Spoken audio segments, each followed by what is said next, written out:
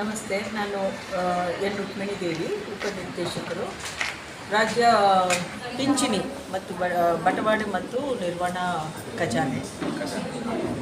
ಆ ನೇತೃತ್ವದಲ್ಲಿ ನಮ್ಮ ಖಜಾನೆ ವತಿಯಿಂದ ಮೊಟ್ಟ ಮೊದಲ ಬಾರಿಗೆ ನಮ್ಮ ರಾಜ್ಯದಲ್ಲಿ ಮಹಿಳೆಯರಿಗೆ ಸ್ತನ ಕ್ಯಾನ್ಸರ್ ಮತ್ತು ಗರ್ಭಕಂಠ ಕ್ಯಾನ್ಸರ್ ಕುರಿತು ಒಂದು ಉಚಿತ ಶಿಬಿರ ನಡೆಸಬೇಕು ಅಂಥೇಳಿ ನಮ್ಮ ಆಯುಕ್ತರಿಗೆ ಕೇಳ್ಕೊಂಡಾಗ ಅವರು ಉತ್ಸಾಹದಿಂದ ಈ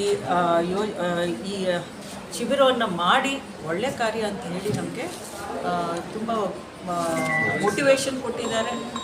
ಅವರ ನೇತೃತ್ವದಲ್ಲೇ, ಅವರ ಮಾರ್ಗದರ್ಶನದಲ್ಲಿ ಈ ಒಂದು ಶಿಬಿರ ಆಯೋಜನೆ ಆಯಿತು. ಮತ್ತು ಕರ್ನಾಟಕ ಕ್ಯಾನ್ಸರ್ ಸೊಸೈಟಿ ವತಿಯಿಂದ HV ಸುರೇಶ್ ಅಂತ ಹೇಳ್ಬಿಟ್ಟು ಪ್ರೆಸಿಡೆಂಟ್ ಅವರು ನಮ್ಮೊಂದಿಗೆ ಕೈ ಜೋಡಿಸಿ ಅವರು ಸಹ ಈ ಕಾರ್ಯಕ್ರಮ ನಡೆಸಬೇಕು ಅಂತ ಹೇಳಿದಾಗ ಅವರು ಒಂದು ಆಲೋಚನೆ ಕೊಟ್ಟು ನಮಗೆ ಎಲ್ಲ ಥರದಲ್ಲಿ ಉಚಿತ ಶಿಬಿರ ನಡೆಸಲಿಕ್ಕೆ ಸಹಕಾರ ನೀಡಿದ್ದಾರೆ.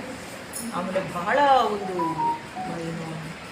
ರೆಸ್ಪಾನ್ಸು ನಮ್ಮ ಮಹಿಳೆಯರ ಅಧಿಕಾರಿ ಸಿಬ್ಬಂದಿಗಳು ಎಲ್ಲ ಕೈ ಜೋಡಿಸಿ ಇವತ್ತು ಈ ಕಾರ್ಯಕ್ರಮವನ್ನು ತುಂಬ ಚೆನ್ನಾಗಿ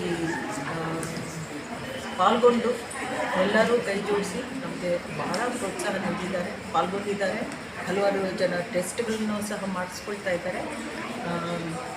ಹಾಗೂ ನಮ್ಮ ರಾಜ್ಯ ಪಿಂಚಣಿ ಮತ್ತು ಬಟವಾಡೆ ಖಜಾನೆಯ ಈ ನಮ್ಮ ಎಲ್ಲ ಸಿಬ್ಬಂದಿಗಳ ಸಹಕಾರದಿಂದ ತಂಡವನ್ನು ರಚಿಸಿ ಯಶಸ್ವಿಗೊಳಿಸಿದ್ದಾರೆ.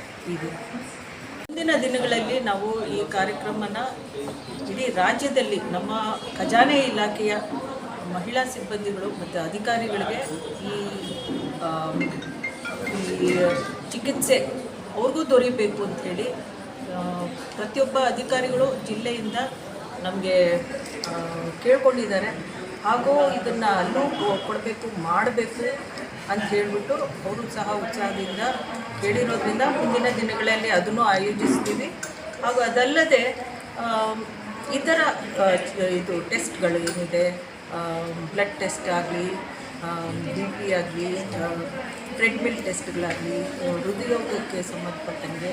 ಯಾಕಂದರೆ ನಮ್ಮ ಸರ್ಕಾರಿ ಇದರಲ್ಲಿ ಏನಾಗುತ್ತೆ, ವ್ಯವಸ್ಥೆಯಲ್ಲಿ ಕೆಲಸಕ್ಕೆ ಬರ್ತೀವಿ ಮತ್ತೆ ಮನೆಗೆ ಹೋಗ್ತೀವಿ, ಇದೇ ಒತ್ತಡದಲ್ಲಿ, ಜೀವನದಲ್ಲಿ ಒತ್ತಡದಲ್ಲೇ ಇರೋದ್ರಿಂದ ಈ ನಮ್ಮ ಆರೋಗ್ಯನ ನಾವು ಎಲ್ಲ ಒಂದು ಕಡೆ ಕಡೆಗಣಿಸ್ತಾ ಇದ್ದೀವಿ ಅನಿಸ್ತಾ ಇದೆ. ಹೀಗಾಗಿ ಅದಕ್ಕೆ ಪ್ರಾಮುಖ್ಯತೆ ನೀಡೋದ್ರಿಂದ ನಮ್ಮ ಇಡೀ ರಾಜ್ಯದಲ್ಲೂ ಅಷ್ಟೇ ನಮ್ಮ ಇಲಾಖೆಗೆ ಸಂಬಂಧಪಟ್ಟಂಗೆ ಸಿಬ್ಬಂದಿಗಳಿಗೆ, ಮಹಿಳೆಯರಷ್ಟೇ ಅಲ್ಲ, ಪುರುಷರಿಗೂ ಅಷ್ಟೇ ಎಲ್ಲ ಥರದ ಚಿಕಿತ್ಸೆಗಳು, ಟೆಸ್ಟ್ಗಳು ದೊರೀಲಿ ಅಂತ ಹೇಳಿಬಿಟ್ಟು ಈ ಥರ ಶಿಬಿರಗಳನ್ನು ಆಯೋಜಿಸಿ ಅಂತ ಹೇಳಿದ್ದಾರೆ. ಆ ರೀತಿಯಲ್ಲಿ ನಾವು ಮುಂದಿನ ದಿನಗಳಲ್ಲಿ ಆಯೋಜನೆ ಮಾಡ್ತೀವಿ. ಇದರಿಂದ ಇದು ನಮ್ಮ ಇಲಾಖೆಯ ಸಿಬ್ಬಂದಿಗಳಿಗೆ, ಮಹಿಳೆಯರಿಗೆ ಒದಗಿಸಬೇಕಂತ ಮೊದಲನೇ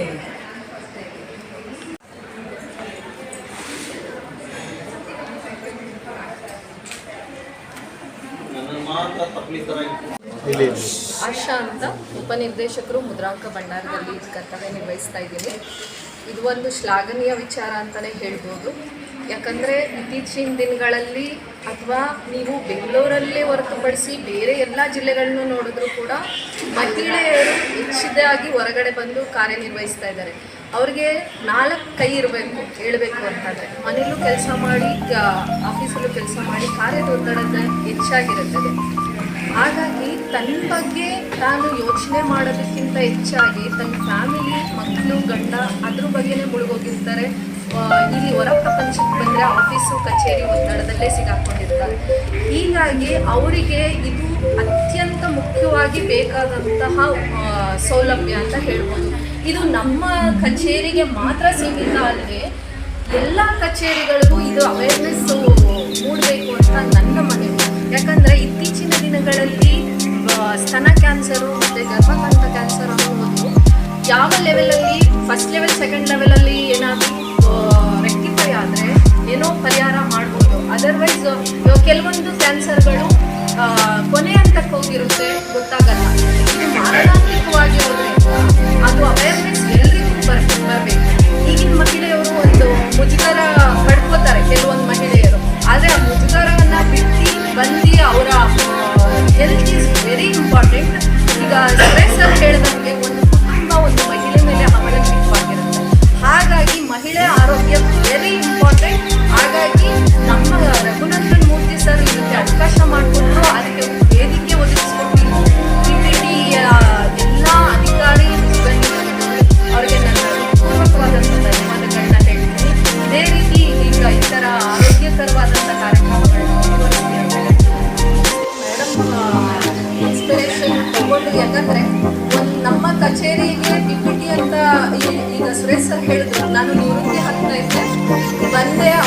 ಇನ್ಸ್ಪಿರೇಷನ್ ಸಲುವಾಗಿ ಬಂದಿಲ್ಲ.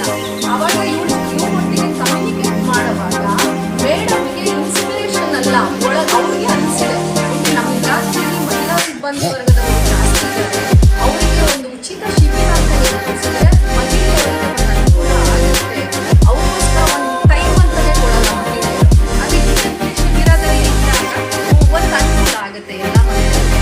ಇನ್ಸ್ಪಿರೇಷನ್ ಅವ್ರಿಗೆ ಬಂದಿರೋದ್ರಿಂದ ನಾನು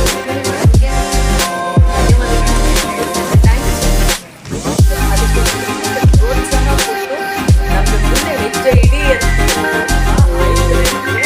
ಒಂದು ಮಾರ್ಗದರ್ಶನ ನೀಡಿದ್ದಾರೆ, ಒಂದು ದಾರಿ ಹಾಕಿದ್ದಾರೆ, ನಮಗೆ ಒಂದು ವೇದಿಕೆ ಸಹ ಕೊಟ್ಟಿದ್ದಾರೆ, ಪರ್ಮಿಷನ್ಸ್ ಸಹ ಕೊಟ್ಟಿದ್ದಾರೆ. ಎಲ್ಲ ಸಹಕಾರ ಕೊಟ್ಟಿದ್ದು ನಮಗೆ ಇದೊಂದು ಉತ್ತಮ ಕಾರ್ಯಕ್ರಮವಾಗಿ ನಡೀಲಿ ಅಂತೇಳಿ ಎಲ್ಲ ಮಹಿಳೆಯರು ಒಂದು ಗ್ರೂಪಿಂಗ್ ಎಲ್ಲರೂ ಗಮನ ಈ ರೀತಿಯಾಗಿ ಮಾಡಿ ಅಂತ ನನಗೆ ಎಲ್ಲ ಥರದ ಸೂಚನೆಗಳು ಸಹ ಕೊಟ್ಟು ನಮಗೆ ಭಾಳಷ್ಟು ಸಹಕಾರ ಕೊಟ್ಟಿದ್ದಾರೆ, ಪ್ರೋತ್ಸಾಹ ನೀಡಿದ್ದಾರೆ. ಅವ್ರಿಗೆ ನನ್ನ ಅಭಿನಂದನೆಗಳು.